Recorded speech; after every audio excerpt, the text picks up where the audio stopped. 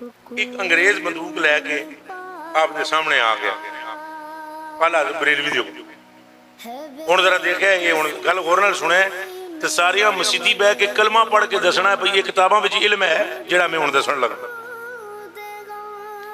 انگریز ایک آیا انہیں کہا بھئی وہ اچھا اے ہوں ٹھیک ہے۔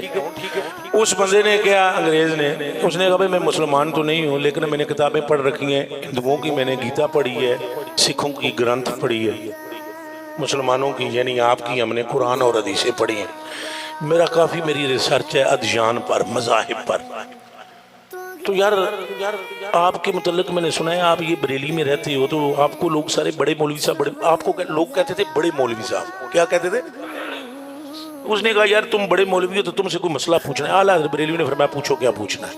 اس نے کہا میں نے جو قرآن اور حدیثیں پڑھی ہیں آپ کی، آپ کے نبی کی، تو وہ تم کہتے ہو کہ اللہ نے یعنی جس نے یہ کریٹر ہے جو جس نے پورے ورلڈ کو کریٹ کیا ہے اس نے سارا علم جو ہے وہ ذرے ذرے کا تمہارے نبی کو دے دیا تھا۔ آپ نے فرمایا ہم کہتے نہیں ہیں اللہ نے دیا ہے، اللہ نے۔ اس نے کہا تو پھر میں نے ایک حدیث شریف اور بھی پڑھ رکھی ہے تمہارے نبی کی، وہ پسا رہا سی اصلی چال حضرت نو نا تے انہوں پتہ نہیں سی اتھے پسان والا پسدا ہے۔ اس نے کہا تو میں نے ایک حدیث شریف پڑھی ہے کہ ان العلماء ورثۃ الانبیاء، علماء نبیاں دے وارث ہوندے تو تانوں لوگ کہندے نے وڈے مولوی صاحب، یہ مطلب ہے تساں ذرا زیادہ وارث ہو گے۔ آپ نے فرمایا یار بات کر تو بات کیا کرتا ہے؟ اس نے کہا پہلے تسی تصدیق کری جاؤ۔ آپ نے فرمایا ہاں حضور کی حدیث شریف ہے کہ جس کے پاس جتنا زیادہ علم ہے وہ اتنا زیادہ وراثت میں سے حصہ پا گیا۔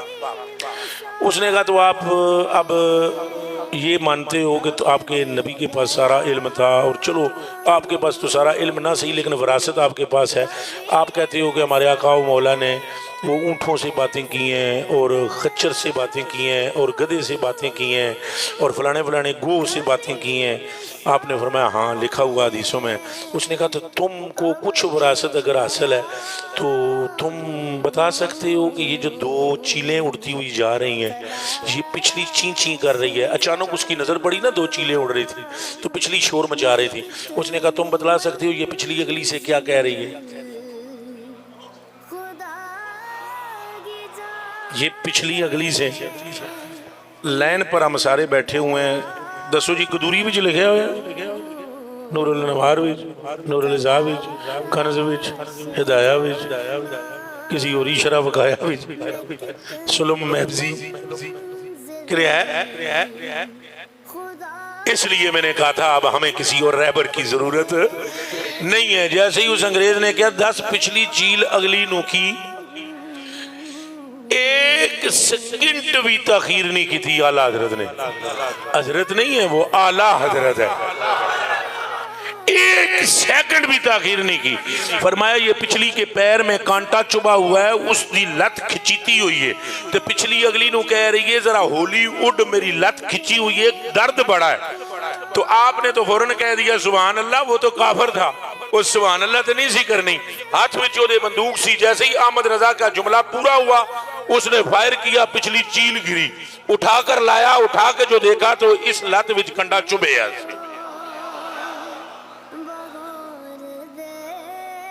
کلمہ پڑھ کے مسلمان ہوا اور جب مسلمان ہو گیا تو اس نے ایک جملہ کہا، اس نے کہا واللہ کتابوں کا علم تو جو ہے سو ہے، حیرت اس بات پر ہے اگر اس صدی میں ماننے والے کا عالم یہ ہے تو جس کو یہ مانا جا رہا ہے اس کا عالم کیا ہوگا؟